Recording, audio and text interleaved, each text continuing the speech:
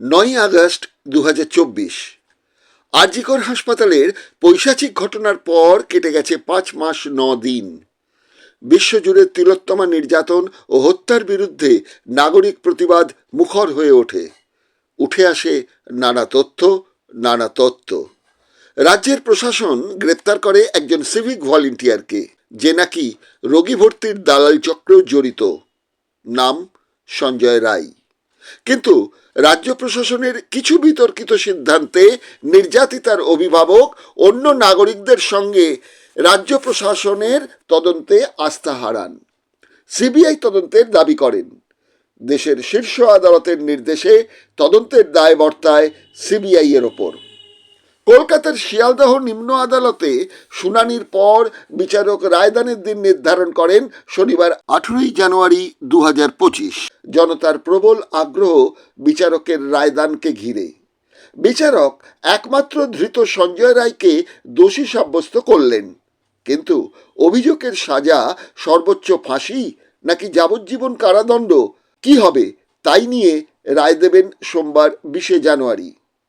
তবে এই রায়দানে আরজিকর তদন্ত কিন্তু বন্ধ হবে না। দাবি, ধৃত একা নন, আরও কয়েকজন আছে। তারা কারা? আছে দীর্ঘমেয়াদী এক ষড়যন্ত্র। সেসবের তদন্ত চলবে। কিন্তু শিয়ালদহ আদালতের বিচারক অনির্বাণ দাস সোমবার কি রায় দেবেন নাগরিক সমাজ তারই অপেক্ষায়। মাঝে 24 ঘন্টা সময়। এই মুহূর্তে আইনি ব্যাখ্যা নিতে আমরা ফোনে সাক্ষাৎকার নিয়েছি এক বিশিষ্ট আইনজীবী পার্থ দেবনাথের। তারপর ঘটনাটির বিশ্লেষণ করার জন্য ফোনে যোগাযোগ করেছি আনন্দবাজার ও বর্তমান পত্রিকার প্রাক্তন বর্ষিয়ান সাংবাদিক শ্যামলেন্দু মিত্রকে। প্রথমে শুনুন আইনজীবী পার্থ দেবনাথের ব্যাখ্যা। হ্যালো, নমস্কার। পার্থ দেবনাথ বলছেন? হ্যাঁ নমস্কার। নমস্কার। আপনাকে আমি এই মুহূর্তে একটু বিরক্ত করছি, কারণ হচ্ছে একজন আইনজীবী হিসেবে আপনার কতগুলি মূল্যবান পর্যবেক্ষণ আমরা জানলে আমাদের দিগদর্শনের দর্শকদের একটু সুবিধা হবে বোঝার। কেননা সোমবার পর্যন্ত এখন অপেক্ষা করতে হচ্ছে। শিয়ালদা কোর্টের বিচারক আজকে সঞ্জয় রায়কে একমাত্র ধৃত যে তাকে দোষী ঘোষণা তো করে দিয়েছেন, সোমবার দিন তার শাস্তি ঘোষণা করবেন। কিন্তু আজকে তার সঙ্গে সঙ্গে এটাও বিচারক বলেছেন যে সর্বোচ্চ শাস্তি হচ্ছে গিয়ে মৃত্যু, আর সর্বনিম্ন শাস্তি হচ্ছে যাবজ্জীবন কারাদণ্ড। এখন কোনটা দেবেন সেটা সোমবার দিন তিনি রায়দানে সেটা ঘোষণা করবেন। এর মধ্যে আসামির আবেদনের ভিত্তিতে বলেছেন আপনার কথা আমি সোমবার দিন শুনবো, কিন্তু আপনি দোষ করেছেন। আর যে নির্যাতিতা মেয়েটিকে নিয়ে ঘটনা, তার অভিভাবকদের কথাও নাকি সোমবার দিন তিনি শুনবেন। তাহলে কি আমরা বলতে পারি যে এখানে বিচারক কি সেকেন্ড থট নেবেন বলে সোমবার দিন রায়দানের দিনটি ঘোষণা রাখলেন? না, সেটা কথা না। কথাটা হচ্ছে পুলিশ কি চার্জশিট দিয়েছে সেটা সব থেকে বড় কথা। এবং প্রসিকিউশন এবং আইনের ব্যাপারগুলো তো ইমোশনে চলে না। আইনটা আইনের প্রসিডিংসে চলবে, তার প্রসিডিওর আছে কিছু। তো সেখানে আপনার দেখতে হবে যে এই প্রসিকিউশন মামলাটাকে ঠিকভাবে তাহলে লড়ে এবং স্ট্যাবলিশ করেছে তার বিভিন্ন রকম ভাবে এভিডেন্সের মাধ্যমে, যে সাক্ষ্য প্রমাণের মাধ্যমে যে ও যে এই যে অ্যাকিউজ পারসন সে হচ্ছে দোষী, তাই তো? তাহলে এই দোষী হওয়ার জন্য এবার কোন কোন সেকশন, যে সেকশন গুলো দিয়েছিল চার্জশিটের সময়, 64, 66, 103-1। হ্যাঁ, এই যে 64 এটা রেপের, বর্তমানে এটা রেপ বিএনএস এর। তো এখানে কিন্তু এটা কিন্তু ওই এগুলোকে যে সেকশন গুলো দেওয়া হয়েছে সেই সেকশন গুলো স্ট্যাবলিশ করতে পেরেছে প্রসিকিউশন। বেশ, প্রসিকিউশন স্ট্যাবলিশ করতে পেরেছে বলেই তো দোষী সাব্যস্ত করতে পেরেছে কোর্ট। বেশ। প্রসিকিউশন দোষী সাব্যস্ত না করতে পারত, প্রসিকিউশন যদি তার সাক্ষ্য প্রমাণ দিয়ে প্রমাণ না করতে পারত, তাহলে তো দোষী সাব্যস্ত করা যেত না। একদম।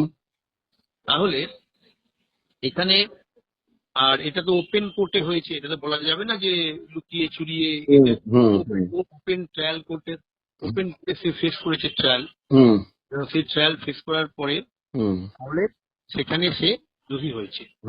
এইবারে দোষী হওয়ার পরে তাকে যে পানিশমেন্টটা দেওয়া হবে, এবারে আপনাকে দেখতে হবে যে 64 অর্থাৎ রেপ,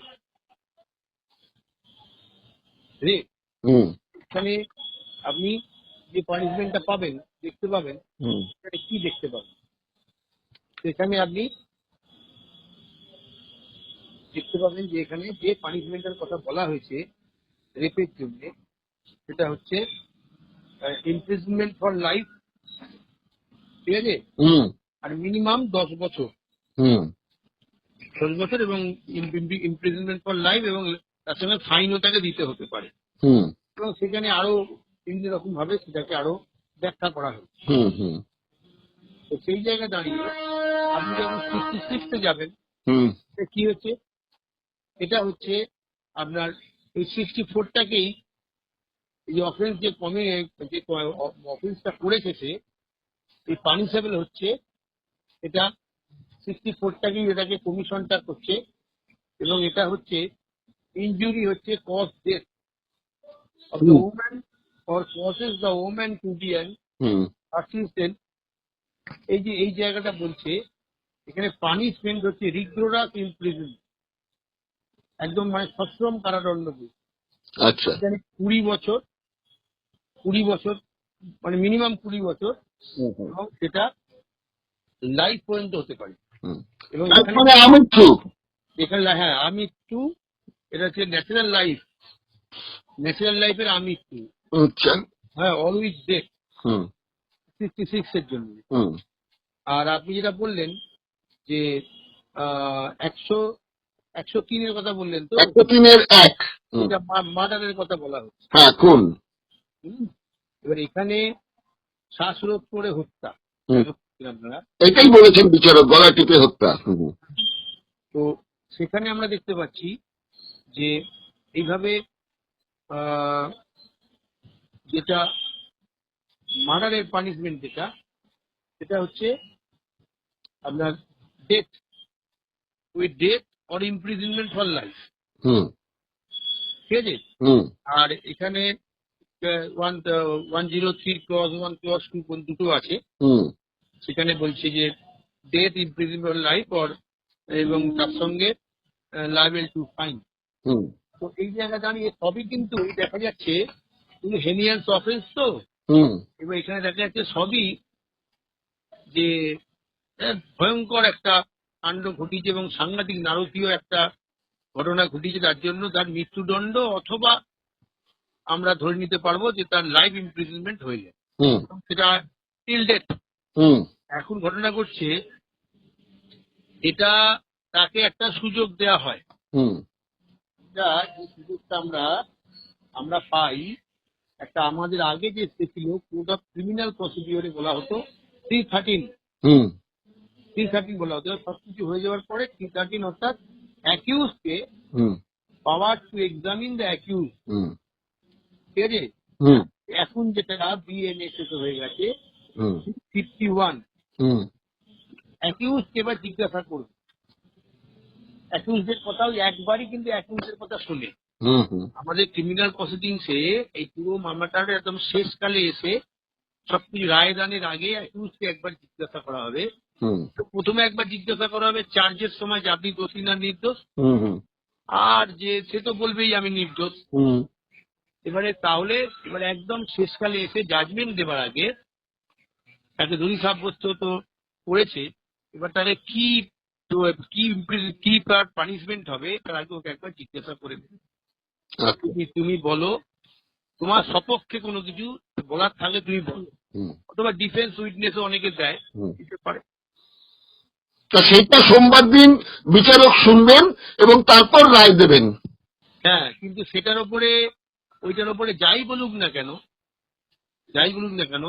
ওটার ওপরে কিন্তু অনেক আমরা দেখেছি বিভিন্ন ধরনের জাজমেন্টও আছে যে ওইটার ওপরে নির্ভর করে পানিশমেন্ট কিন্তু রদবদল করার খুব জায়গা নেই আর কি। তার মানে আপনি বলতে চাইছেন আজকে উনি ঘোষণা করেননি, সোমবার দিন করবেন, কিন্তু রায়দানের রায় কি দেবেন তার ড্রাফটিং কমপ্লিট। হ্যাঁ, ড্রাফটিং কমপ্লিটটা বলতে পারবো না, তার কারণটা হচ্ছে ড্রাফটিং তো ওভাবে কমপ্লিট হবে না। উনি ড্রাফটিং করবেন, অলরেডি উনি আরম্ভ করে দিয়েছেন, কিন্তু ওনার কথাটাও তো শুনবে, ওনার কথা শুনবে, কিন্তু আমরা বেশিরভাগ ক্ষেত্রে দেখেছি যে খুব তারতম্য আমরা দেখিনি, যে ওনার কথার উপরে তারতম্যটা আমরা অনেক সময় দেখিনি, বেশিরভাগই তো আমরা দেখতে পাই না। কিন্তু এই কথা তো শুনতেই হবে আপনাকে, যদি সেখান থেকে কোনো ক্লু পাওয়া যায়।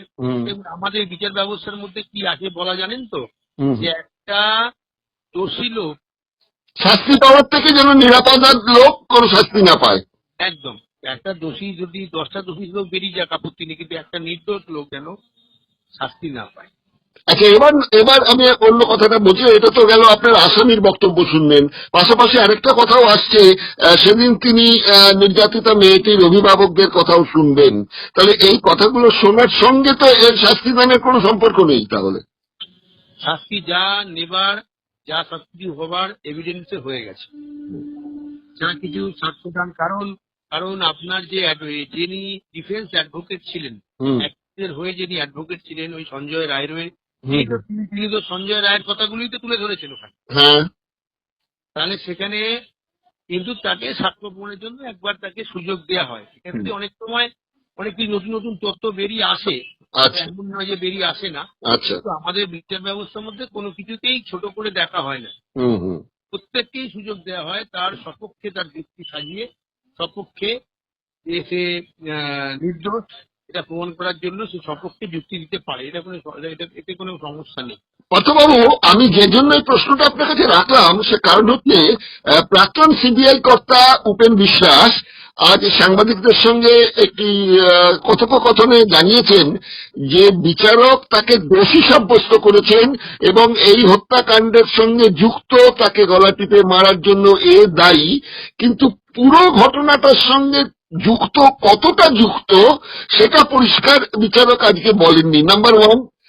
আর 2 নম্বর যেটা উপেনবাবু আরেকটা বিস্ফোরক কথা বলেছেন, সেটা আগেও উনি বলেছেন যে আসামি যে বক্তব্য রাখে সে তো নিজেকে ডিফেন্ড করার জন্য বলবে, এটা স্বাভাবিক, কিন্তু তার সব কথাটাই যে অসত্য এটা ভাবারও কোনো কারণ নেই। ঠিক কথা, ঠিক কথা। কিন্তু ঘটনাটা হচ্ছে কি, আপনি যে প্রথমে যেটা বললেন না, প্রথমে কি বললেন বলুন একবার। হচ্ছে যে ও গলা টিপে মেরেছে এটা বিচারক জানালেন আসামিকে, কিন্তু মূল এই যে ঘটনা, এই ঘটনার সঙ্গে কিভাবে সে যুক্ত, কতটা যুক্ত সেটা নিয়ে বলেনি। আরেকটা প্রশ্ন দাঁড়িয়ে যাচ্ছে, সেটাও ক্লিয়ার হলো না। এর আগে কিছু সংবাদপত্রে একটু আভাস ছিল, কিন্তু পরবর্তীকালে সেই সংবাদটা ধামাচাপা পড়ে যায় যে যদি এই ছেলেটি যুক্ত হয়ে থাকে, সঞ্জয় রায়, সে যে ধর্ষণ করেছে, গলা টিপে হত্যা করেছে, ধর্ষণটা আগে হয়েছে না গলা টিপে হত্যার পর ধর্ষণ হয়েছে? শুনুন, সব কথা তো এখানে এখন তো কিছু বলা যাবে না, কারণ এভিডেন্স যেটা এসছে অন রেকর্ড, সেটা তো আমাদেরকে যেগুলো পরিষ্কার নয় যে ধর্ষণটা আগে হয়েছে না খুনটা আগে হয়েছে। ওটা তো হবে না, কারণ ওটা ওপেন কোর্টে যখন হয়েছে, আমরা যখন ট্রায়াল ফেস করেছে সবাই, প্রসিকিউশন তার কথা বলেছে, ডিফেন্স তার কথা, কিন্তু এই কথা উঠে আসেনি কোনো সংবাদপত্রে। সেখানে সংবাদপত্রের ব্যাপারটা বলছি না, আমি আইনের কথাটা বলছি। এটা অন রেকর্ড, এবং সেখানে যখন জাজমেন্টটা দেবেন তখনই তো আপনি সমস্ত কিছু ঘটনাতে ইলাবরেটলি ওখানে উনি ফ্যাক্টটা বলবেন, এগুলো সেগুলো নেপে চলে আসবে।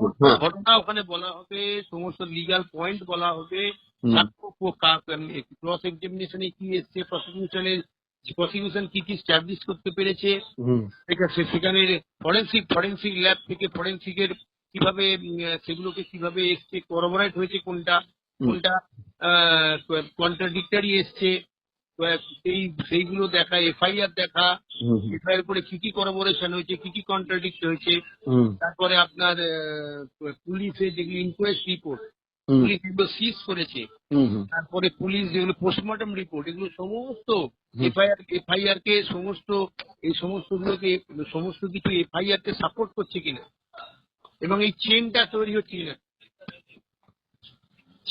চেনটা একটা বিরাট ব্যাপার। চেনটা একটা মারাত্মক ব্যাপার, হুম চেনটা একটা সাংঘাতিক, চেনটা না ক্লিয়ার, না টোটালি চেনটা না হলে, হুম যতক্ষণ না পর্যন্ত চেনটা তৈরি না হবে ততক্ষণ পর্যন্ত সেখানে কিন্তু শাস্তি দিতে পারে না। হুম এই চেনটা প্রসিকিউশন স্ট্যাবলিশ করতে পেরেছে। এবং একটা কথা জেনে রাখবেন, যদি প্রসিকিউশনের মনের মতো বা প্রসিকিউশন যদি মনে করে যে এর মধ্যে আরো কিছু থাকার দরকার আছে বা ঠিক মতো শাস্তিটা হয়নি, হুম এর আরো উচিত ছিল শাস্তি, প্রসিকিউশন কিন্তু এটাকে নিয়ে উচ্চ আদালতে যেতে পারে। হুম এটা কিন্তু মাথায় রাখবেন, প্রসিকিউশন কিন্তু ছাড়বে না, হুম হুম প্রসিকিউশন কিন্তু ছাড়বে না, কারণ প্রসিকিউশনের কাজ হচ্ছে সত্য ঘটনাকে তুলে ধরা হুম হুম এবং দোষীকে শাস্তি দেওয়া।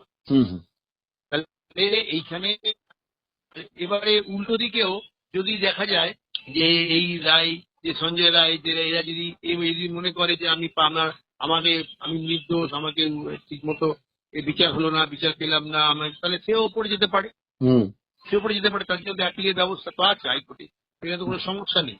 হুম কিন্তু এইখানে আগে প্রধান বিচারপতি কিন্তু পুলিশের তদন্তে মানে বিস্ময় প্রকাশ করেছিলেন এবং উষ্মা প্রকাশ করেও বলেছিলেন যে পুলিশ কোনো তদন্তই সঠিকভাবে করেনি, তিনি কিন্তু মন্তব্য করেছিলেন। শুনুন, এটা তো honourable apex court, supreme court, সেখানেও বলা হয়েছিল, সত্যার্থীওয়ালা বলেছেন। যে সমস্ত এভিডেন্স নাকি নষ্ট করে দেওয়া উচিত। লোপাট করে দেওয়া হয়েছে, নষ্ট করে দেওয়া হয়েছে। এর জন্যই তো এত দেরি হচ্ছে, বা এত এত বড় বড় অফিসার তারা হিমশিম খাচ্ছে কেন? হুম এর মধ্যে খুব সবাই তো বুঝতে পারছে একটা বিশাল কনস্পিরেসি এর মধ্যে লুকিয়ে আছে, হুম তাই না? হ্যাঁ, আমরা বুঝতে পারছি, কিন্তু আমরা তো বলতে পারছি না। সুকুমার রায়ের ভাষায় বলতে পারি, খাচ্ছি কিন্তু গিলছি না। না না, আপনি কি করে বলবেন? আইন তো সে কথা চলে না, আইন তো কারণ আপনার, হ্যাঁ, আইন তো সুতরাং আমাদের সন্দেহ, আমাদের অনুমান, সেটা অনুমানই। অনুমানের উপর নির্ভর করে তো জাজমেন্ট হয় না। হ্যাঁ, অনুমানের উপর নির্ভর করে কোনো মামলা হয় না। কিন্তু এই অভিভাবক যারা পুলিশের কাজে অসন্তুষ্ট ছিলেন এবং সরাসরি ভাবে বলছেন যে পুলিশ আমাদের সঙ্গে সহযোগিতা করেনি, আমাদের সঙ্গে জোর করেছে, তারপর তারা সিবিআই চেয়েছিলেন, সিবিআই এর হাতে গেছে, কিন্তু তারপরে এই অভিভাবকরা কিন্তু সিবিআই এর কাজেও সন্তুষ্ট নন। তারা বলছেন আমরা তো বিভিন্ন জনের নামের একটা তালিকা দিয়েছি যে এরা যুক্ত থাকতে পারেন, সেটা নিয়ে তদন্ত হোক, সেটা নিয়ে কিছুই হয়নি। আমরা এখন ওই আদালতের ওপর ভরসা করে আছি, তারা নিশ্চয়ই আমাদের ন্যায্য বিচার দেবেন। আপনি এই মামলাটা শুরু হবার আগে হুম আরজি করের ওপর দিয়ে হুম ভয়ঙ্কর কাণ্ড ঘটে গেছে, হুম সারা ভারতবর্ষ সেদিন দেখেছিল। হুম প্রমাণ লোপাটের কি আপ্রাণ চেষ্টা, হুম এবং তার জন্য দুজন নামকরা লোক, একজন টালা থানার আইসি, হ্যাঁ আর একজন ওখানকার সর্বময় ডাক্তারদের কর্তা, হ্যাঁ হ্যাঁ মনে আছে তাদের? তারা অ্যারেস্ট হলো। হুম কত পেয়ে গেল। এই যে ভয়ঙ্কর ঘটনা, না জামিন পাওয়া মানেই তো তাকে মুক্তি পেয়ে গেল না? না না, সেটা না, জামিন পেয়ে গেল মানে জামিন যোগ্য। জামিন যোগ্য নয়, একটা টাইম থাকে, তার মধ্যে যদি পুলিশ চার্জশিট না দিতে পারে। হুম আর দেখুন, একটা আমাদের সবসময় বলা হয় আননেসেসারি ডিটেন করা যাবে না। হুম তুমি তার সাক্ষী প্রমাণ, তার সমস্ত বের করে তাকে তুমি চার্জশিট দাও, চার্জশিট দিয়ে তাকে কাস্টাডিয়াল ট্রায়াল করো, হুম অথবা চার্জশিট হয়ে গেলে আমরা অনেক সময় বেলও পেয়ে যাই। হুম স্যার কোনো জায়গায় যাবে না স্যার, এখানেই থাকবে, কোনো বাইরে কোথাও যাবে না, কোনো এভিডেন্স ট্যাম্পার করবে না। চার্জশিট মানে তো ইনভেস্টিগেশন কমপ্লিট হয়ে গেছে, হুম সেখানে তো এভিডেন্স ট্যাম্পার করার জায়গা নেই। হুম তাহলে সেক্ষেত্রে তার চার্জশিট হয়ে গেছে, আর ও কোনো রকম ভাবে কোনো আই উইটনেস হোক, যে সমস্ত উইটনেস আছে, অকুলার উইটনেস হোক, তাদেরকে ওই রকম ভাবে ও কখনো ডিস্টার্ব করবে না। এই মর্মে আমরা গ্যারেন্টি দিচ্ছি স্যার, আমরা দায়িত্ব নিচ্ছি, ওকে জামিন দিয়ে দাও। এই মর্মে প্রচুর জামিন হয়ে যায়, এটা কোনো কথা নয়। মানে খুব এতে দেখেছি আমরা যে ভীষণ ভাবে, আর এখানে যে আহ, দেখেছি আমরা যে খুব হেনিয়াস অফেন্স, যেমন যেমন এই সঞ্জয় রায়ের মামলা, এ কিন্তু চার্জশিট হয়ে যাওয়ার পরেও এ কিন্তু কাস্টাডিয়াল ট্রায়াল, এ কিন্তু জামিনটা পায়নি। হুম তার মানে জামিন কখন পাবে না? যদি দেখা যায় সেই যে ধারা, যে সেকশন ইম্পোজ হয়েছে upon the accused person, hmm by the prosecution, hmm police যেটা দিয়ে চার্জশিটে তাতে যদি দেখা যায় যে মৃত্যুদণ্ড হতে পারে অথবা লাইফ ইমপ্রিজনমেন্ট হতে পারে, সেক্ষেত্রে কিন্তু জামিন পাওয়া অত সহজ নয়। হুম সেখানে কিন্তু আপনার ওই কাস্টাডিয়াল ট্রায়ালটাই হবে, সেটা যেটা সঞ্জয় রায়ের ক্ষেত্রে হলো। হুম হুম কিন্তু এখানে তো বাদ বাকি দুজনের ক্ষেত্রে তো ইডি যে সমস্ত চার্জ ফার্জ এনেছে, অর্থনৈতিক তছরূপে এইসব চার্জই তো বিশেষভাবে আনা হয়েছে। হুম এবং তারা থানা আইসির এগেনস্টে একটা এভিডেন্স ট্যাম্পারিং এর ব্যাপার এবং ডিলে এফআইআর এই সমস্ত কিছু এভিডেন্স কিছু এই সমস্ত ধারা আনা হয়েছে। আচ্ছা, আপনার হাতে একটু সময় কম পাট্টুদা, আপনাকে একটা প্রশ্ন খালি লাস্ট করতে চাইছি আমি, যে সোমবার দিন যে ডিসিশন নেবেন বিচারক, আপনার কি মনে হয় পরিস্থিতির মধ্যে থেকে বিচারক কি মানে সর্বোচ্চ সাজা ফাঁসি, না ওই সর্বনিম্ন সাজা যাবজ্জীবন কারাদণ্ড সেইটা দেবেন? কোনটা আপনার মনে হয়, মানে আপনার অভিজ্ঞতাতে আইন আদালতের আপনি একজন পেশাদার মানুষ, আইনজ্ঞ হিসেবে? দেখুন, পেশাদার হিসেবে আইনি হিসেবে যা এভিডেন্স এসছে আমরা তো জানি না হুম হুম প্রসিকিউশন কি তার তো কেস স্ট্যাবলিশ করতে পেরেছে, হুম আর এখানে ডিফেন্স ফেল করেছে, হুম তাকে অ্যাকুটেড করতে পারিনি, নির্দোষ প্রমাণ করতে পারিনি, অ্যাকুটাল হয়নি, হুম হুম কনভিক্টেড হয়েছে। হুম তো এখন ঘটনা ঘটছে সেই সাক্ষ্য প্রমাণের ভেতর দিয়েই আহ, এই দুটোর মধ্যে একটা হওয়ার কথা তো হবেই হবে।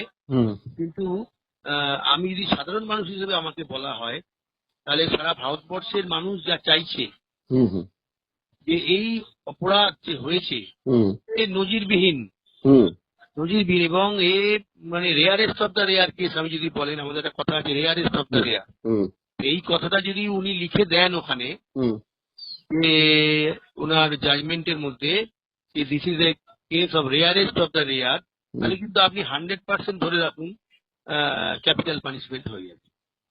কিন্তু এটা আমরা জানতে পারবো না এখনই, সেটা হচ্ছে যে একাই যুক্ত না আরো কেউ ছিল, এগুলো তো তদন্ত সাপেক্ষ রয়েছে।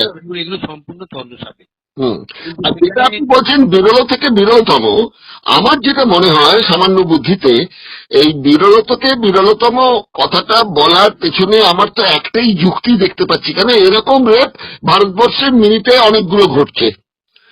এরকম রেপ একজনকে মিলে 10 জন মিলে গণধর্ষণ যেটাকে বলে মারা হচ্ছে। না না আমার না, কথাটা শেষ করতে দিন। আমার মনে হয় যে একমাত্র এটার সবচেয়ে বড় ব্যাপার সেটা হচ্ছে সরকারি হেফাজতে থাকাকালীন একটি মেয়ের এইভাবে রেপ হয়ে মৃত্যু হয়েছে, সরকারি হেফাজতে থাকা মানে সরকারি হাসপাতাল। একদম এটা এটা এটা সবচেয়ে কিন্তু গুরুত্বপূর্ণ বলে আমার মনে হয়। সাংঘাতিক। এইটাই তো একজন সরকারি সে তো আমি যদি বলি সে তো সরকারি কর্মচারী। আমি যে ডাক্তার ডাক্তার বোনটি যে অন ডিউটি হয়েছে। অন ডিউটি, সে তো সরকারি কর্মচারী, হুম সরকার তো তাকে পেমেন্ট করে, হুম এবং সে স্টুডেন্ট, হুম একটা ব্রাইট একটা স্টুডেন্ট, হুম এবং সেই জায়গায় দাঁড়িয়ে সরকার তার সরকারি জায়গাতে তাকে তাকে মানে কি বলে দিতে পারছে না, হুম। সরকার তার সরকারি জায়গায় তাকে বাঁচাতে পারছে না। না আমি বলছি এই জন্য, যখন অনেক জায়গায় দলিত মেয়েরা, অনেক গরিবের মেয়েরা কিন্তু এরকম ভাবে গণধর্ষণের শিকার হচ্ছে, সেসব কেস দিনের পর দিন চলতে থাকে।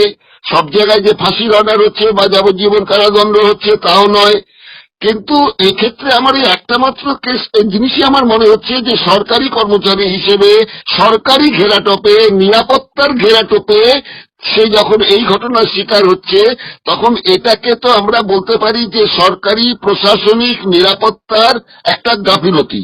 ব্যর্থতা। হ্যাঁ, ওই ব্যর্থতা, গাফিলতি। হ্যাঁ, তাই নয়, বলতে পারি। তাই শুধু নয়, এটা একটা বিরাট বড় কনস্পিরেসি।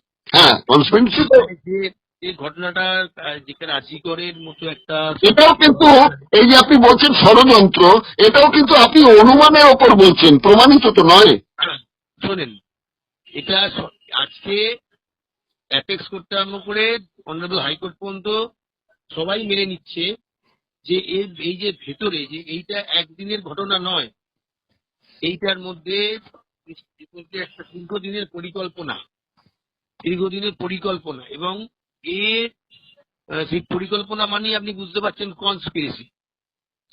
এই যে তাকে এর আগেও তারপরে টর্চার হয়েছে সেগুলো আমরা পরপর অনেকে জানতে পেরেছি। তার মা বাবা বিভিন্ন জায়গায় বলেছে যে তার গাড়ি ভাঙচুর হয়েছিল, তাকে মাঝে মাঝেই তাকে বিরক্ত করা হতো, সে নাকি বাড়িতে গিয়ে বলতো আর কাজ করতে ইচ্ছে করছে না ওখানে, এরম ধরনের আর কি। আবার তার সঙ্গে যার বিবাহ হবার কথা ছিল তাকেও সে বিভিন্ন ধরনের কথাবার্তা বলেছিল যে আমি ওখানে এই ধরনের ঘটনা ঘটছে, এই ধরনের কিছু হচ্ছে না হচ্ছে। এগুলো সমস্ত এসছে, ব্যাপারগুলো সবকিছুই এসছে। এইখানে দাঁড়িয়ে এত বড় ঘটনা হওয়া মানে একটা পরিকল্পনা ছিল। আর ওরা এই যে আপনি বললেন না, এবং এটা আমরাও বলছি যে সরকারি জায়গাতে একটা সরকারি কর্মচারী, এরা কিন্তু দুজনেই সরকারি কর্মচারী, যে সঞ্জয় রায় সিভিল ভলেন্টিয়ার সরকারি কর্মচারী, আর যিনি যে ডাক্তার মন্ত্রী এরকম অবস্থা হলো সেও কর্মচারী, সেও সরকারি কর্মচারী। এবং জায়গাটা কোথায়? জায়গাটা সরকারি একটা জায়গা, অফিস, সরকারি একটা হসপিটাল।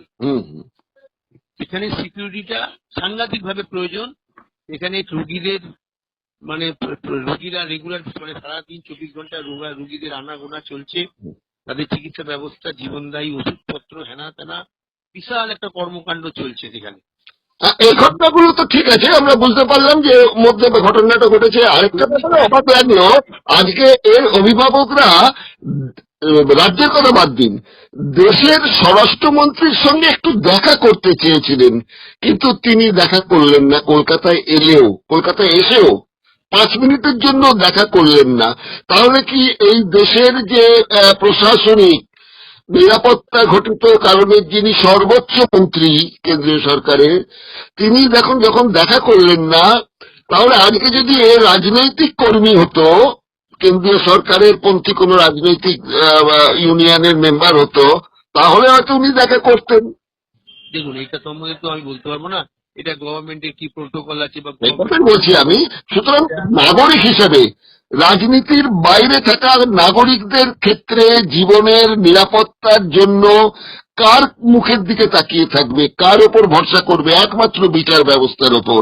সেই বিচার ব্যবস্থাও কিন্তু যেটা বললেন আনুষঙ্গিক, শুনানি, প্রমাণ, তথ্য, এগুলোর ওপর তৈরি হবে, এবং প্রমাণ তথ্য সবসময় যে সঠিকভাবে বিচারকদের সামনে পেশ হয় তাও নয়।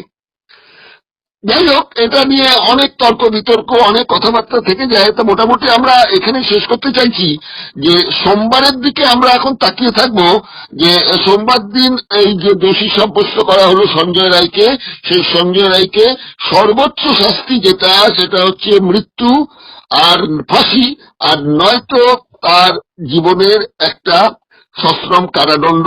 সেটা 20 বছর হবে না 25 বছর হবে, না কতক্ষণ পর্যন্ত উনি বেঁচে থাকবেন ততদিন পর্যন্ত হবে, কি ডিসিশন নেন এই লোয়ার কোর্ট। কারণ এরপরে তো হাইকোর্ট আছে, সুপ্রিম কোর্ট আছে। ওর যদি আর্থিক অবস্থা ভালো থাকে তাহলে তো সেই কোর্ট পর্যন্ত দৌড়তে পারে, হয়তো সরকারের তরফ থেকে উকিল দেওয়া হবে, সবই মেনে নিচ্ছি। কিন্তু আপাতত এটা বোঝা যাচ্ছে যে এই কেসটা শুধু সোমবারের বিচারকের রায়দানের ওপরই সব যে ওপেন হয়ে যাচ্ছে তা নয়, একটা পার্ট, একটা অধ্যায় শেষ হবে, তাই তো? শুনুন, এক একটা ধারার উপর এক এক রকমের পানিশমেন্ট আছে, তাই না? 64 আছে, যেটা আছে, যেটা তো আপনাকে বললাম 10 বছর, আর শেষ হচ্ছে ইমপ্রিজনমেন্ট ফর লাইফ। আর যেখানে আপনি পাচ্ছেন যেটা এতে 67 যেখানে করছে, সেখানে দেখা যাচ্ছে যে আমরা দেখতে পাচ্ছি সেখানে রিগ্রোরাস ইমপ্রিজনমেন্ট 20 বছর এবং লাইফ ডেথ। তারপরে মার্ডার যেটা হচ্ছে 103, সেখানেও আমরা ডেথ পাচ্ছি, ডেথ এবং অথবা তাকে লাইফ ইমপ্রিজনমেন্ট টিল ডেথ। এক একটা সেকশনের এক একটা তার উপরে এক ধরনের পানিশমেন্টের ব্যবস্থা করা আছে। তো সর্ব মিলিয়ে এই ঘটনা যা হয়েছে এবং যা সাক্ষ্য প্রমাণ, কিন্তু পাবলিকের কি ডিমান্ড আছে, ইমোশনালি তো মামলা চলে না। না, ইমোশনালি মামলা চলে না বলেছেন, কিন্তু আমরা কিন্তু রাম মন্দিরের ক্ষেত্রে দেখেছি অবসর নিয়েছেন যিনি, সেই বিচারক কিন্তু বলেছিলেন যে আমি সেরকম ভাবে প্রমাণিত তথ্য নয়, মানুষের আস্থাকে আমি শ্রদ্ধা জানিয়ে এইরকম রায় দিলাম। না না, সেসব ধরনের কথা আমরা জানতে পারিনি।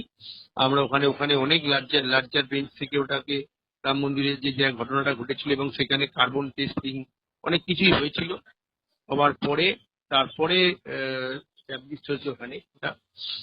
আর ওটা অন্য প্রসঙ্গ। হ্যাঁ, ওটা অন্য প্রসঙ্গ, এখানে আমি আনছি না, আমি কথা কথা বলছি আপনাকে। না না, ওটা ওটা এটা ওটা কি ওটা বিচার তার মনের ওপরও তো একটা চাপ থাকে। না, চাপ শুনুন, চাপ তো থাকবেই, সেটা আমরা সবার আগে হিউম্যান বিংস। সেই তো আপনি মানুষ। হুম। কিন্তু কিন্তু সেটা আপনি আপনি তো সেটা বইয়ের বাইরে অর্থাৎ স্ট্যাটিউটের বাইরে তো আপনি দিতে পারবেন না। সে তো বটেই, আপনি একটা ওপিনিয়ন দিতে পারেন, সে তো বটেই। একটা ভার্ডিক্ট দিতে পারেন, কিন্তু ভার্ডিক্টটা তো ইন্টারপ্রিটেশন অফ স্ট্যাটিউট, একদম একদম একদম ঠিক। তাই না? তা ভার্ডিক্টটাকে আপনি সেটা উচ্চ আদালতে গেলে আবার অন্য একটা ভার্ডিক্ট দেবেন। হতেই পারে, হতেই পারে। এক একজন এক একটা মতামত আসতেই পারে। কারণ কারণ একটা কথা আমাদের মনে রাখতে হবে, সমাজের ওপরে বেস করে কিন্তু আইন তৈরি হয়, হুম। তাই না? আইনের ওপরে বেস করে হ্যাঁ, নিশ্চয়ই নিশ্চয়ই। সমাজ চলে না। বিভিন্ন যদি সমাজে বিভিন্ন ধরনের যে নতুন নতুন ক্রাইমের সৃষ্টি হচ্ছে, সেই বুঝে নতুন নতুন আইনেরও সৃষ্টি হচ্ছে, তাতে থাকা পোশাকা। এবারে যে বিএনএস আমরা কি দেখছি যে সমস্ত মানে পানিশমেন্ট গুলো বেড়ে গেছে। হ্যাঁ হ্যাঁ। যেগুলো 3 বছর ছিল সেগুলো 5 বছর হয়ে গেছে, 7 বছর হয়ে গেছে। কেন হয়েছে? কারণ মানুষকে এই আইনের যদি রক্ষা কবচটা না থাকতো, মানুষ তো হিংস্র হয়ে যেত। তার মানে আমরা এই যে কারাগারের শেষ করছি এখানে বলে, আমরা যে কারাগারগুলোর নাম দিয়েছি সংশোধনাগার, এই সংশোধনাগারের জায়গায় মুখে বলছি, কিন্তু আসলে আমরা সাজাগুলোকে কঠিন থেকে কঠিনতর আমরা করে নিচ্ছি। তাহলে কারাগারটা কারাগার না হয়ে আর সংশোধনাগার থাকছে না।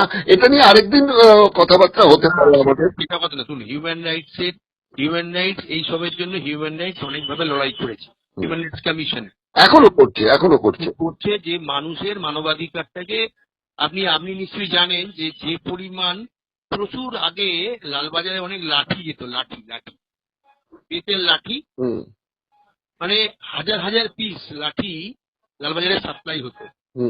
একটা কথা আমরা শুনেছিলাম যে 3rd ডিগ্রি চার্জ দেওয়া হতো। লালবাজারে এইসব অনেক কিছু কাণ্ড ঘটতো সেই সময়। ক্রিমিনালদের তাদের যেভাবে মারধর করা হতো, লাঠি সমস্ত ভেঙে যেত, আর যে লাঠি সাপ্লাই হতো। এখন কিন্তু সেসব আর নেই।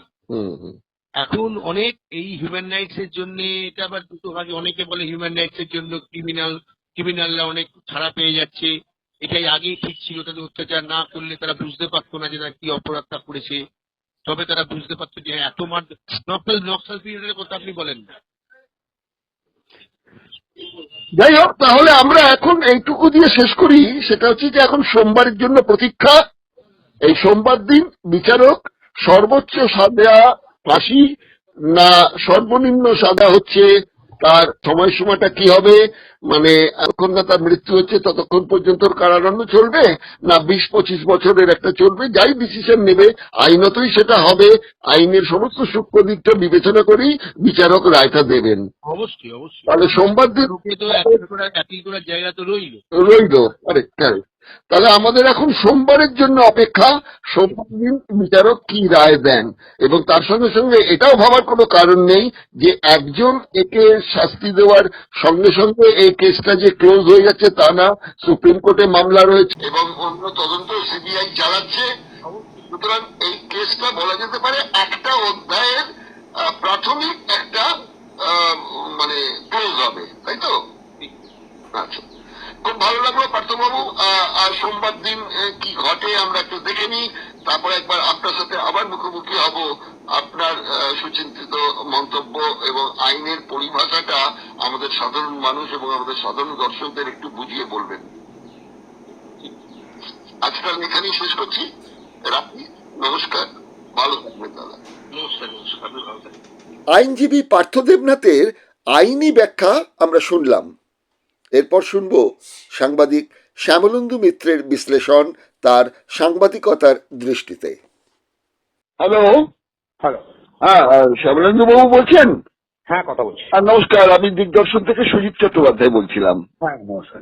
আজকে আপনাকে আবার একটু বিরক্ত করছি, সেটা শনিবার আজকে শিয়ালদা কোর্ট আরজি কর কাণ্ডে একমাত্র ধৃত ব্যক্তি অভিযুক্ত সঞ্জয় রায়কে দোষী সাব্যস্ত করেছেন এবং তিনি জানিয়েছেন যে সর্বোচ্চ সাজা মৃত্যুদণ্ড কিংবা সর্বনিম্ন শাস্তি হচ্ছে জেল, মানে আজীবন জেল। তো এই ধরনের একটা সিদ্ধান্ত উনি সোমবার দিন জানাবেন।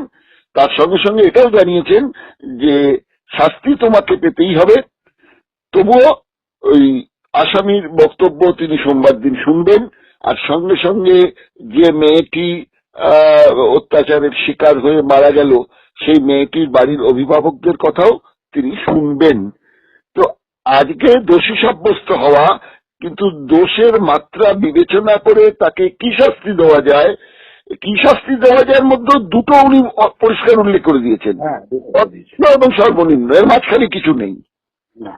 তাহলে যদি আমি ধরে নিই যে সর্বোচ্চ শাস্তি, যেটাকে আইনের ভাষায় বলে বিরল থেকে বিরলতম ঘটনা হিসেবে তিনি বিশ্লেষণ করে দেখেন, তাহলে তিনি দিতে পারেন ফাঁসির আদেশ।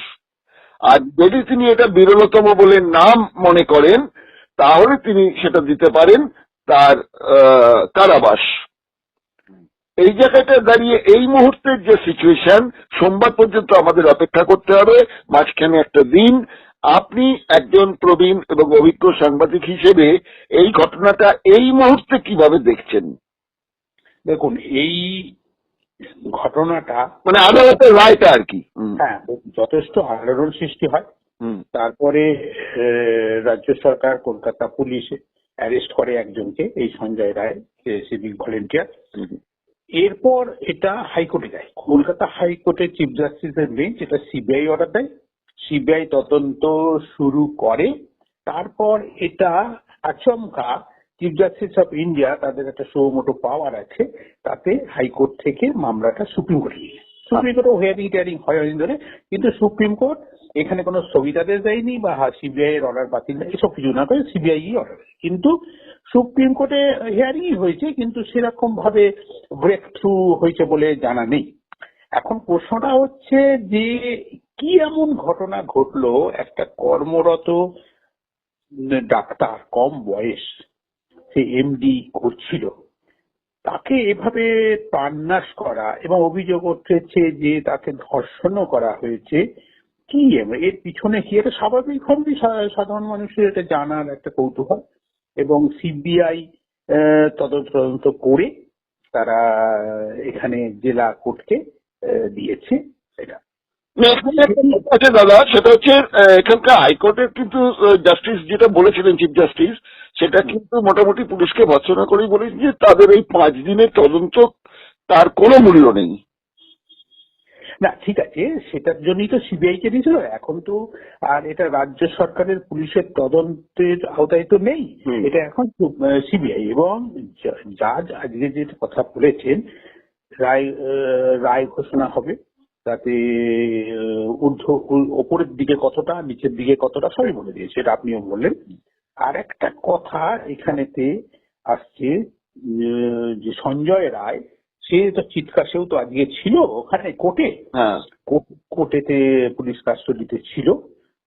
তো সেখানেও সে বলছে যে এইটা সম্পূর্ণ আমাকে ফাঁসানো হয়েছে, এবং সেই প্রথম জানাজানি হলো, এর আগে কোনদিন তো মিডিয়াতেও বেরোয়নি, যে ও একটা পড়েছিল রুদ্রাক্ষের মালা, এবং রুদ্রাক্ষে যদি ধস্তাধস্তি হয়, রুদ্রাক্ষের মালা তাহলে তো ছিঁড়ে যেত। আমি রুদ্রাক্ষের মালা পরে আমি কোনো অন্যায় করিনি। এবার যার যেটা বলছেন যে দেখুন, একটা জিনিস হচ্ছে পুলিশ মানে ইনভেস্টিগেটিভ এজেন্সি, জাজেদের তো নিজস্ব কোনো ইনভেস্টিগেটিভ এজেন্সি নেই। তারপরে জাজেদের আইদার রাজ্য সরকারের পুলিশ অথবা সেন্ট্রালের পুলিশ, মানে সিবিআই, এর বাইরে কিছু করার নেই। যা যা তথ্য দেবে, প্রমাণ দেবে, তার ভিত্তিতে উনি। এইবার এখানেতে একটা সেকেন্ড থট থাকে জাজেদের, যে ইনভেস্টিগেটিভ এজেন্সি যে রিপোর্ট গুলো দিচ্ছে সেটাকেই পুরোপুরি আমি মেনে নেবো, না আবার আমি আরেকটা থট দেবো। এসব অনেক সময় কিন্তু হয়, এবং সেগুলো বেশিরভাগ ক্ষেত্রে আপার কোর্টে, হাইকোর্ট এবং সুপ্রিম কোর্টে হয়। এই যে নিচের দিকের যে বেস কোর্ট যেটাকে বলা হয়, সাব ডিভিশন কোর্ট এবং ডিস্ট্রিক্ট কোর্ট, এটা অ্যাডিশনাল ডিস্ট্রিক্ট জাজের কোর্ট।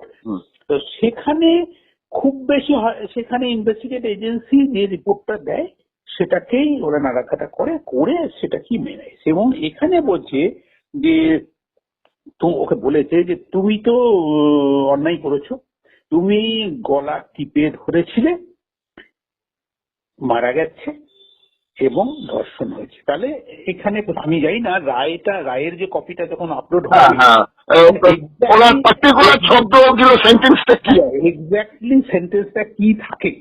তবে আজকে যেটা মনে হয়েছে, এবং এই প্রশ্নটা তো এর আগে উপেন বিশ্বাসও বলেছিলেন, সিবিআই এর অ্যাডিশনাল ডিরেক্টর যিনি লালু প্রসাদকে গ্রেফতার করেছিলেন, তিনি আজকেও একটা মিডিয়াতে ইন্টারভিউ দিয়েছিলেন, দেখছিলাম যে এখানে দুটো তিনটে জিনিস আসছে।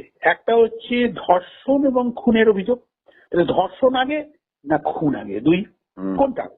3 নম্বর হচ্ছে আরেকটা জিনিস এসেছিল যে দ্রুত সব ক্রিমেশন করানো এবং তথ্য লোপাট, ওখানে ভাঙা, ওখানে ঘর ভেঙে দেওয়া, এ করা, তোমার বাইরের লোক এসেছিল ওখানে প্রশ্ন।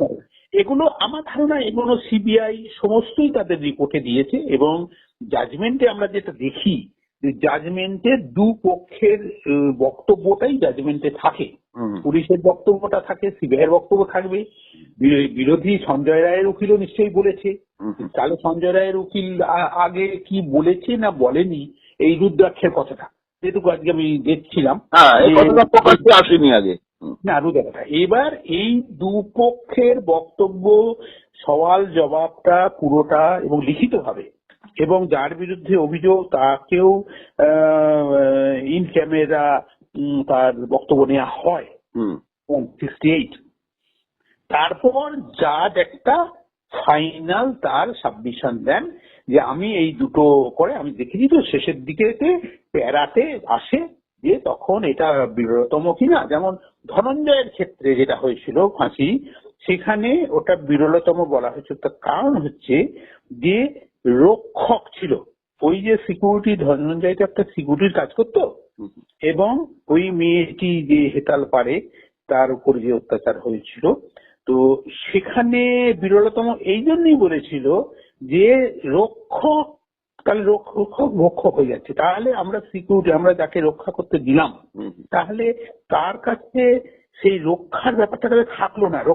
রক্ষক যে সেই এটার ভেতরে অন্যায় কাজটা করলো, সেই জন্য ধনঞ্জয়ের কেসেতে বিরলতম বলা হয়েছিল। এখন এইটা বিরলতম কিনা আমি বলতে পারবো না।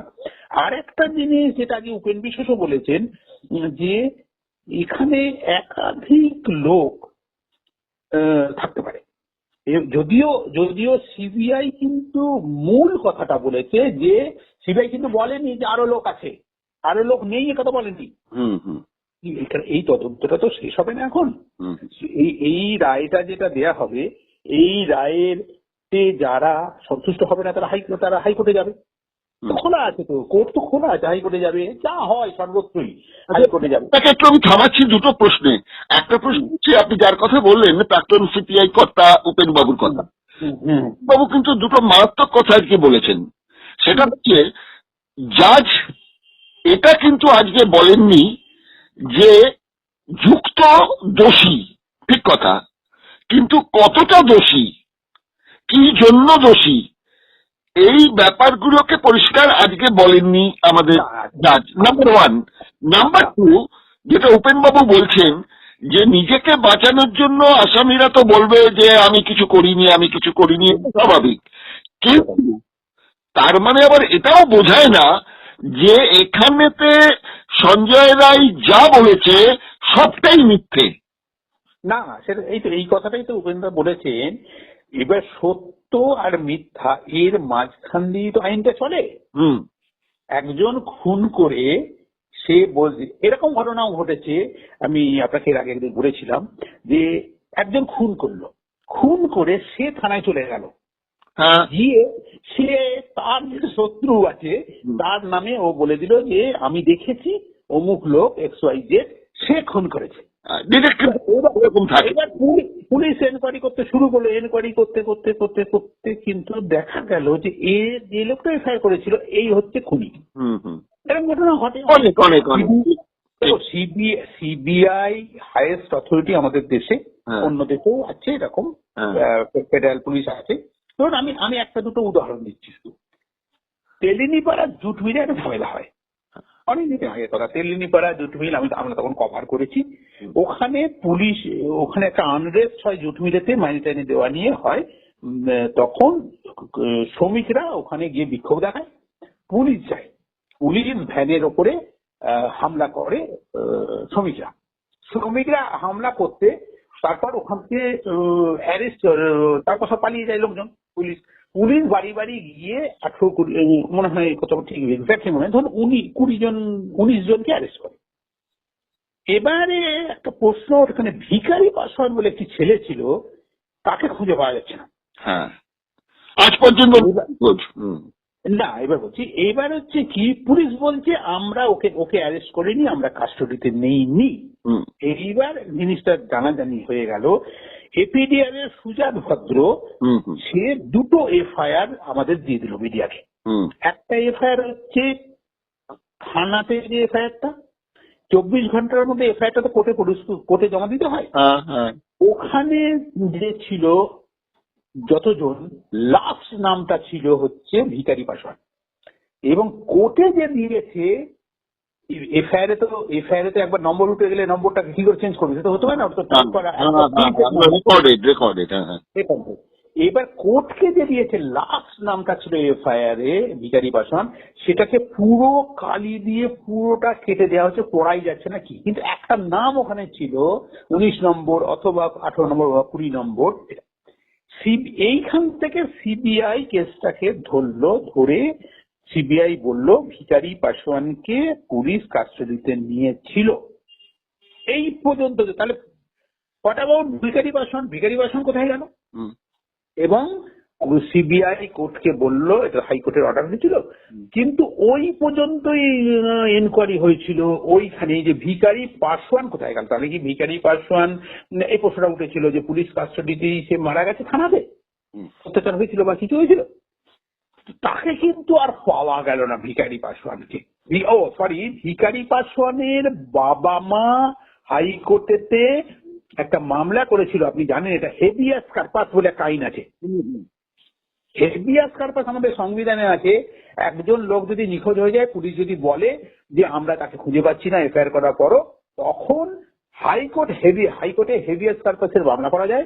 সেই মামলাতে হাইকোর্ট ভিখারি পাসওয়ানের ক্ষেত্রে সিবিআই কে এনকোয়ারি করে। সিবিআই কিন্তু ওইটুকু, ওই যে সুজাত ভদ্র যে এফআইআরটা বার করে দিয়েছিল, কাটাকুটি এফআইআর আর অরিজিনাল এফআইআর, তাতে অরিজিনালটাতে ভিখারি পাসওয়ানের নাম পরিষ্কার ছিল।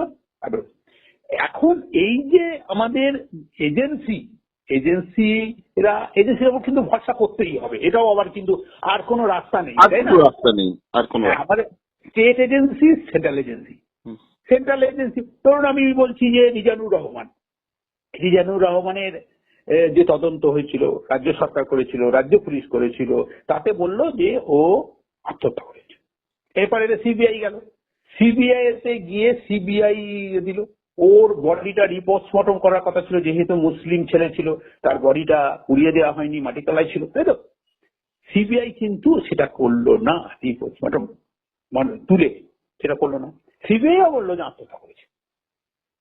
আমি আরেকটা তদন্তের কথা বলছি, আমি বলছি যেহেতু এটা রায়টা যেহেতু সোমবার দিন ডিটেল হবে, তো আমরা রায় নিয়ে বেশি কথা বলার মধ্যে দরকার। আমি ধরুন আমি বলছি তদন্তটা কিভাবে চলে। 1980 দশকের প্রথম দিকে আরেকটা কথা আছে দাদা, সেটা হচ্ছে যে এই যে তদন্ত, ধরুন পুলিশ, আমাদের রাজ্য সরকারের পুলিশই করলো বা কেন্দ্রীয় প্রশাসনের যারা আছে তদন্তকারী দল, সর্বোচ্চ সিবিআই তারা করলো, এটা কিন্তু আলাদা প্রসঙ্গ। কিন্তু আমরা যেহেতু সংবাদ মাধ্যমে আছি, আমরা কিন্তু এর আগে আপনার কাছ থেকে আমি শুনেছিলাম যে ওই 2টো কিশোর হারিয়ে যাবার পর ওইটাই আমি বলতে যাচ্ছি আপনাকে শরীফবাবু, কাগজ আমরা আমাদের মিডিয়া কত দূর পর্যন্ত এগোতে পারে। মিডিয়ার হাতে, মিডিয়া তো থানা নয়, মিডিয়া নিজে এফআইআর করতে পারে, কিন্তু মিডিয়া থানা নয়, কাউকে অ্যারেস্ট করতে পারে না, ওই প্রাইভেট ডিটেকটিভের মতো। হ্যাঁ, এটা প্রাইভেট ডিটেকটিভ। তো এখন সঞ্জীব আর তীর্থঙ্কর বলে খুব সম্ভবত ক্লাস 8-এর 2টি ছেলে একই পাড়ায় থাকে, তারা প্রতিদিন স্কুলের ড্রেস পরে তারা এতে যায়, ওই স্কুলে যায়, বরানগর স্কুলে যখন যায় তখন ওরা ওদের কিছু দূর ওই এক বাড়ির কাছে হয়তো একটু ওই রাস্তার মধ্যে হেঁটে হেঁটে যায়, তারা দেখে যে অনেকদিন ধরে যেতে যেতে একটা ঘর ঘর ঘর ঘর ঘর ঘর ঘর আওয়াজ হচ্ছে, কারণ মনে হচ্ছে প্রিন্টিং প্রেস, এবং সেখানে একটা গেট ছিল। সেই গেটের কাজ ছোট কারখানা হয়তো হতে পারে বা বাড়ি হতে পারে, যে হতে পারে। ওরা ওই স্কুল যখন যেত এবং আসতো ওই গেটের ওখানে দাঁড়িয়ে যেত এবং গেটের দিয়ে তাকাতো গেটের দিকে, মানে কিশোর কৌতূহল। কিশোর কৌতূহল। এবং গেটের কোনো যদি সাইডে ফাঁক থাকে, ছিদ্র থাকে, সেখান দিয়ে এরকম চোখ দিয়ে দেখার চেষ্টা করতো। ঝুঁকি মেরেছে। এইটা খবরটা যায় ওই যে প্রেসের যে মালিকের কাছে। প্রেসের মালিক তখন ভাবে যে তাহলে কি এরা আমাদের এখানে ভেতরে যে কাজটা হচ্ছে সেটা কি জানতে পেরেছে, তাহলে ওরা কি ওর বাবা মাকে বলবে বা অন্য লোককে বলবে এইভাবে আমরা যে কাজ, কি কাজটা আমি বলছি না, পরে বলছি। আমরা যে এখানে কাজটা করি, যে কাজটা আওয়াজ দেওয়া সেটা কি ওরা জেনে গেল সন্দেহবশত, ওরা কি কাউকে বলবে, সেখান থেকে কি এটা একটু বাইরে চলে যাবে। এরপর আনন্দবাজারের তদন্তে, যেটা তখন বরুণ সেনগুপ্ত আনন্দবাজারে আছেন, এইটা ওই এবার হলো কি ওই দুটি ছেলের মৃতদেহ পাওয়া গেল পান্ডুয়ার আগে মগরার পরে খন্নান স্টেশনে, রেল লাইনের ধারে। এবার পুলিশ বলল যে ওরা রেলে কাটা করেছে, কিন্তু দেহে কোনো আঘাত ছিল না, যেমন রিজানুরের দেহেও কোনো আঘাত ছিল না। এইবার এই খবরটা আনন্দবাজারে অল্প বিস্তর বেরোনোর পর বরুণবাবু তখন আশিস ঘোষ, আমার থেকে একটু সিনিয়র আশিস ঘোষ বলল, আশিস আমার মনে হয় এইটার ভেতরে কিছু ফাউল প্লে আছে, জানো, একটুখানি খোঁজ খবর লাগাও তো। খোঁজ খবর লাগাতে লাগাতে কিছু কিছু অল্প বিস্তর ক্লু বেরোচ্ছে।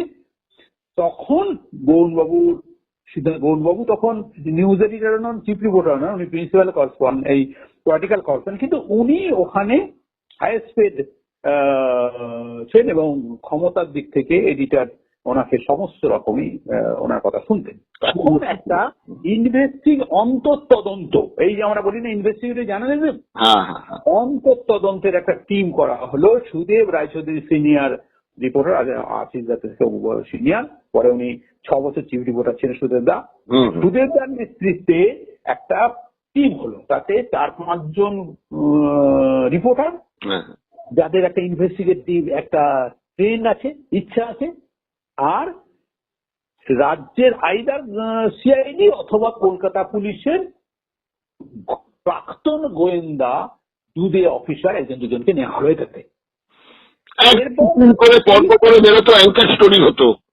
এই তদন্ত করতে করতে করতে করতে যে জায়গায় গেল, সেটা সুদেবদার কাছ থেকে আমি শুনেছি। সুদেবদা, আমি যখন 93 আনন্দবাজারে আছি তখন তো সুদেবদা রয়েছেন, সে করেসপন্ডেন্ট।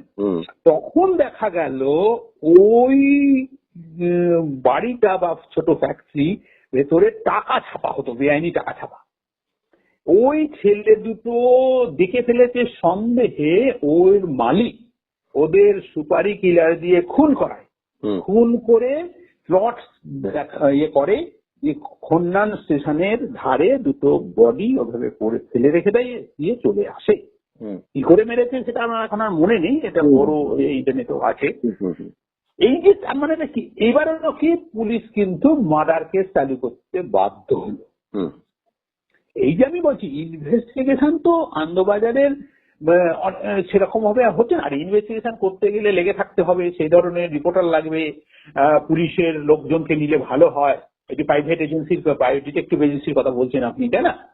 তো এখন তো পুলিশের কিছু রিটায়ার্ড লোকেরা যারা গোয়েন্দা দপ্তরে কাজ করতো, তারা ডিটেকটিভ এজেন্সি করে, তারা কি করে জানেন তো, তারা করে কি ওই ছেলের বিয়ে দেবে, মেয়ের বিয়ে দেবে, ছেলে কেমন মেয়ে কেমন, খোঁজ খবর কেমন, মেয়ে কেমন, এই সব কাজগুলো করে। কিন্তু এই কাজটা এখন কিন্তু হচ্ছে না গোটা ভারতবর্ষ ব্যাপী।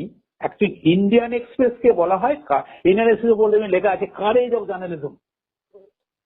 ভারতবর্ষে যতগুলো স্ক্যাম বেরিয়েছে, আন্তুলের পদত্যাগ থেকে সমস্ত, অরুণ শৌরি বা আরো যারা যারা করেছিলেন, তো এখন তো জার্নালিজমটা সেই জায়গাতে আর নেই। এখন হি সেড, আমাদের বরুণবাবু বলতেন যে একটা মিটিং এর পর প্রেস কনফারেন্স করছে, মন্ত্রী হতে পারে, সেক্রেটারি হতে পারে, মুখ্যমন্ত্রী হতে পারে, তিনি যেটা বলছেন সেটা খবর, কিন্তু তিনি যেটা বলছেন না এটাই আসল খবর। এখন এখন এই ঘটনার এখন দেখুন, এটা হাইকোর্ট সুপ্রিম কোর্টের আছে।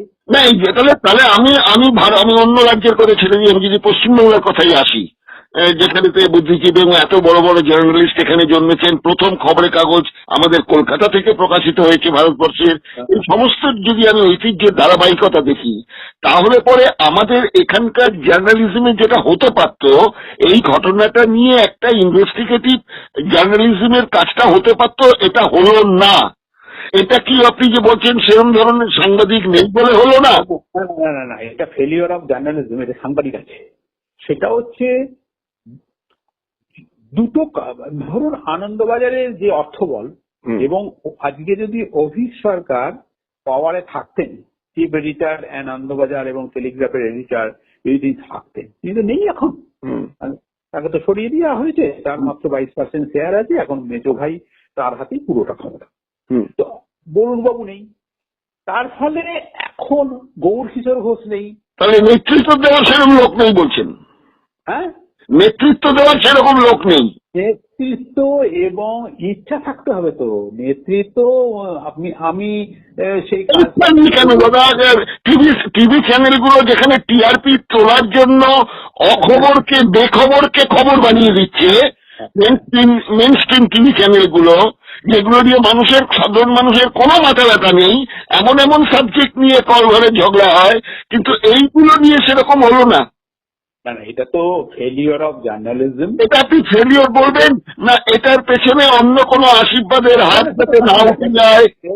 দেখুন, সমস্ত জিনিসের পিছনেই কোনো কারণ থাকে। ধোঁয়া যখন উঠছে তখন নিশ্চয়ই ভেতরে আগুন আছে। আমরা এইটা নিয়ে আর এখন কিছু আর আলোচনা করে, ব্যক্তিগত স্তরে কোনো আলোচনা করে লাভ নেই। আমাদের এখন সোমবারের জন্য ওয়েট করতে হবে এক্স্যাক্টলি কি লিখেছেন উনি। জাজমেন্ট তো ওনার টাইপ করা হয়ে গেছে, কম্পিউটারে আছে। এবার উনি আরেকটা প্রশ্ন হচ্ছে যে জাজমেন্ট যদি টাইপ করা জাজমেন্ট যদি হয়েই গিয়ে থাকে, ধরে নি ঠিক আমি তর্কের খাতিরে, তাহলে ওই বাবা মার কথা শোনা বা আসামের কথা শোনা, এটা কি খালি সৌজন্যমূলক হবে? এইটা আমি বুঝতে পারছি না। ধরুন শুনানি শেষ হয়ে গেছে, তাই তো? হ্যাঁ, তাহলে শুনানি উনি কি জাজ কি সেকেন্ড থট দিচ্ছেন যে এদের বক্তব্যটা আগে? আমার ধারণা আগে তো শুনানিতে নিশ্চয়ই তাদের বক্তব্য বা তাদের লয়ারের বক্তব্য তো নিশ্চয়ই হয়েছে। না এটা যদি না হয় তাহলে উনি এটা বললেন কি করে যে সর্বোচ্চ এবং সর্বনিম্ন এই দুটো শাস্তি তার জন্য অপেক্ষা করছে, এর দুটোর কোনো একটা? এখন দেখুন, উনি এটা তো আপলোড হয়নি রায়টা।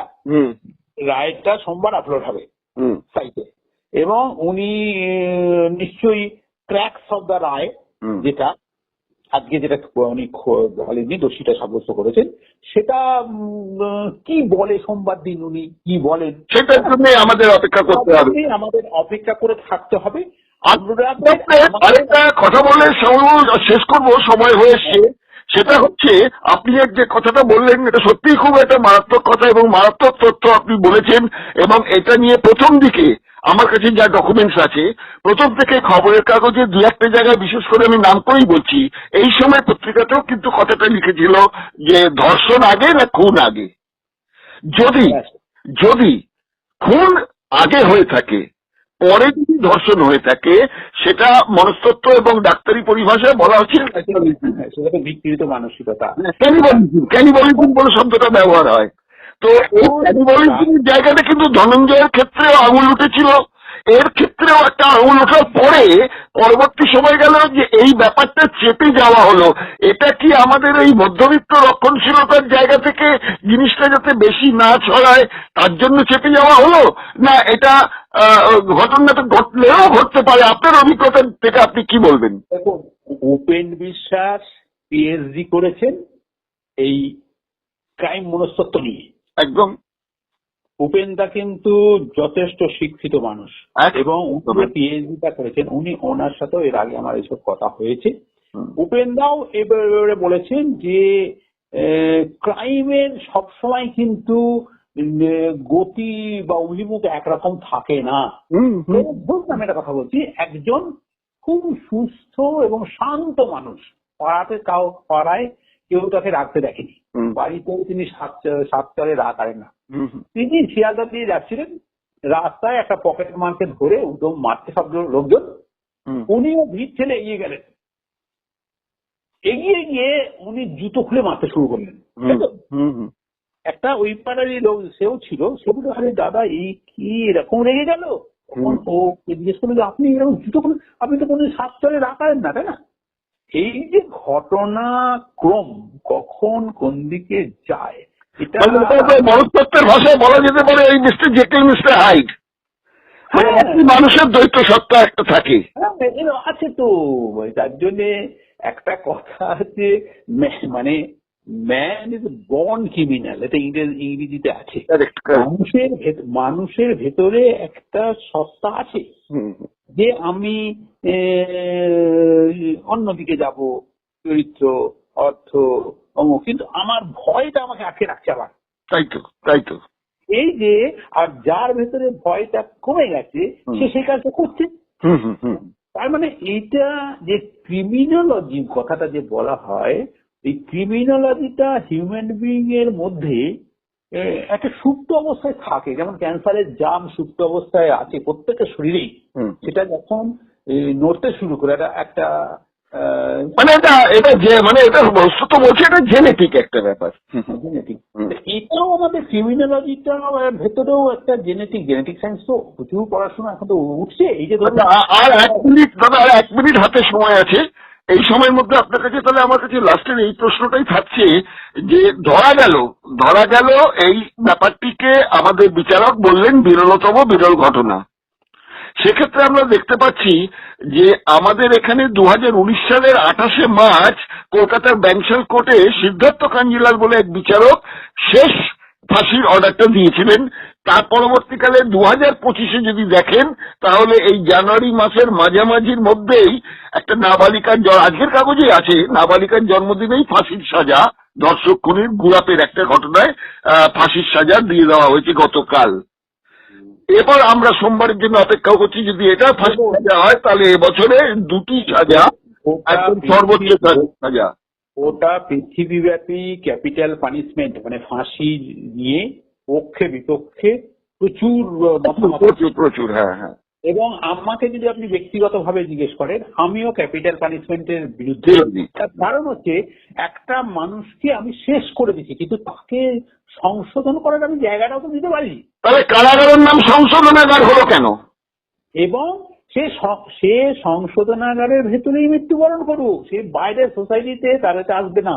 আজকে এবং মুক্ত কারাগারও হয়েছে বহরমপুরে, যে দেখেছি আমরা, যে 3-4 ঘন্টার জন্য তাকে ছেড়ে দেওয়া হয়, তার 2-5 পুলিশ ভরে, যে সে বাড়িতে যাক, বাড়িতে খেলো, বন্ধু বান্ধবের সঙ্গে কথা বলো, আবার এসে সে সংশোধনাগারে থাকবে। তাই তো এই যে জিনিসটা ক্যাপিটাল পানিশমেন্ট দিলেই যে অপরাধটা আর হবে না বা কমে যাবে না, এরকম কোনো কথা কিন্তু সাইকোলজিতে বলছে না। একটা মানুষের মধ্যে দেখা যাচ্ছে আমরা ফাঁসি চাই। হ্যাঁ, ঘটনা যেটা ঘটেছে নৃশংসতম অমানবিক ঘটনা, এই ব্যাপারে কোনো সন্দেহ নেই, কিন্তু একজনকে ধরে ফাঁসি দিয়ে দিলেই এই সমস্ত সমাধান মিটে গেল, বাকি ধর্ষকরা সব ভয় পেয়ে গেল। অতীত তো এইরকম কোনো প্রমাণ দিচ্ছে না। এ সম্পর্কে আপনি যার কথা বললেন, সুজাত ভদ্রের কথা আপনি যেটা বললেন, তিনি কিন্তু একবার এই আপনার যে পত্রিকায় আপনি আগে ছিলেন, যেটা পড়তে হয়, না হলে পিছিয়ে পড়তে হয়, এই পত্রিকাতে তিনি একটি প্রবন্ধ লিখেছিলেন। সেখানে তিনি গোপাল কৃষ্ণ গান্ধীর abolishing the death penalty, why India should say no to capital punishment বলে একটা বই উল্লেখ উনি করেছিলেন, যেখানেতে গোপাল কৃষ্ণ গান্ধী বলেছিলেন যে, এবং অমর্ত্য সেনও বলেছিলেন এরা, যে এই যে শাস্তিদানের যে পলিসিটা ফাঁসি, এটা দিয়ে কোনো সমাজের এই ধরনের ধর্ষণের ঘটনা রোধ করা যায় না। আমি আজকে যাবো না, এটা নিয়ে অন্য একদিন আলোচনা করবো। যথেষ্ট স্কোপ আছে আমাদের। হ্যাঁ হ্যাঁ হ্যাঁ এখানে আমরা খালি এটাই বলবো যে আমাদের এখন সোমবারের জন্য অপেক্ষা। সোমবার উনি যদি জাজমেন্ট টাইপ করে ফেলেই থাকেন এর মধ্যে, পরে কথা যেটা শুনবেন সেটা সৌজন্যমূলক শোনা হবে, না এটা তারপরে ডিসিশন নিয়ে উনি সর্বোচ্চ শাস্তিটা দেবেন না সর্বনিম্ন শাস্তিটা দেবেন? আচ্ছা, সর্বনিম্ন শাস্তি যদি দেন তাহলে সেটা কি আক্ষরিক অর্থেই যাবজ্জীবন হবে, না 64 নম্বর ধারা অনুযায়ী যেটা আছে 10 বছর, 20 বছর, 25 বছর হবে? আমি জানি না 25 বছর নাকি একটা আছে, হ্যাঁ 66 নম্বর ধারা। এরকম আছে। কিন্তু দেখুন আমি একটা কথা বলছি, জাজমেন্টটা যখন ছাড়া হয়নি এখনো, অতএব জাজমেন্ট চেঞ্জ করার ওনার কাছে 100% সুযোগ আছে। ঠিক, সেটা তো নিশ্চয়ই, মানে অ্যাডিশন এবং অল্টারেশন ওনার সুযোগ আছে। উনি যদি দেখুন এটা তো একটা গোটা বিশ্বব্যাপী যাবে এই রায়টা, উনিও চিন্তা করছেন গোটা পৃথিবী, এবং সুপ্রিম কোর্টে মামলাটা পেন্ডিং আছে এখনো, তাই না? তো সেটা নিয়ে আলোচনা হবে।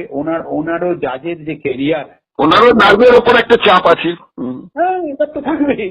ধনঞ্জয়ের মামলা যখন রায় হয়েছিল ওই সোনারপুরে যার থাকতেন বাড়ি, ঠিক ঠিক ঠিক, তিনি বহুদিন বিরুদ্ধে, মানে এটা মনের উপর চাপ পড়বেই। তো করবেন, আমার একটা কলমের খোঁচায় একটা প্রাণ চলে গেল, তাই না? হ্যাঁ, তাহলে যেটা আমরা জানতে পারছি যে সোমবার দিন তিনি রায়দান দেবেন, নয় বলবেন যাবজ্জীবন কিংবা একটা হবে, আর না হলে ফাঁসির অর্ডার হবে, তারপর হাইকোর্ট যাবে, হাইকোর্ট থেকে ডিভিশন বেঞ্চ যাবে, ডিভিশন বেঞ্চ থেকে সুপ্রিম কোর্ট যেতে পারে। সেটা নির্ভর করছে যে সঞ্জয় এই খরচাপাতি করে লয়ার লাগিয়ে কত দূর পর্যন্ত সে দৌড়তে পারবে। তবে আমাদের ভারতবর্ষের মতো জায়গায় যেটা দেখেছি, যারা গরিব মানুষ তারাই ম্যাক্সিমাম ফাঁসির মানে দড়িতে বেশি প্রাণ চলে যায়। সে সত্যিকারের খুনি হোক না হোক, অপরাধ করুক না করুক, এরাই মানে প্রমাণে এতে হয়ে থাকে। যাদের ভালো পয়সা আছে তারা পরপর পরপর ওপর পর্যন্ত চড়ে যেতে কোনো অসুবিধা হয় না, তাদের অনেক ক্ষেত্রে তাদের বেরিয়ে যাওয়ার স্কোপ থাকে।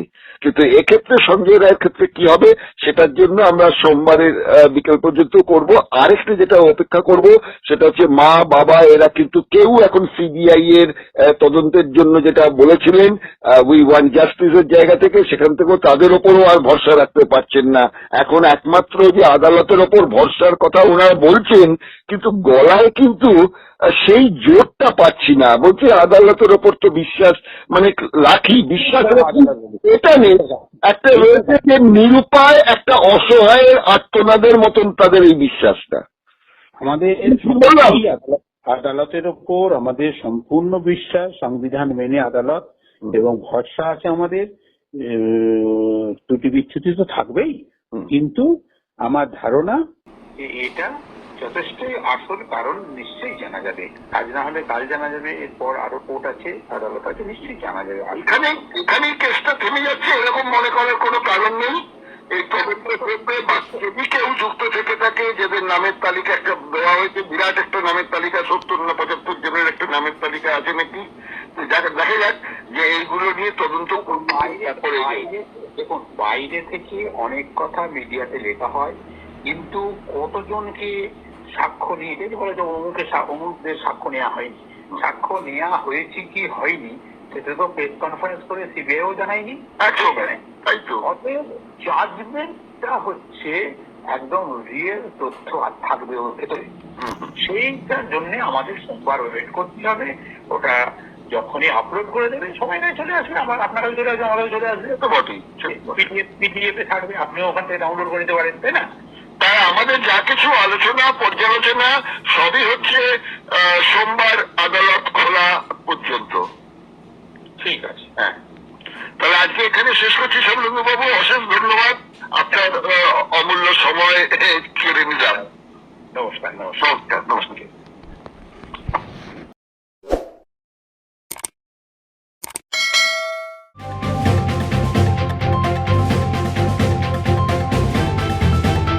রংহীন সংবাদ আর অজানা তথ্যের জন্য দেখুন দিগদর্শন, 10-এর পাশে, দেশের সাথে।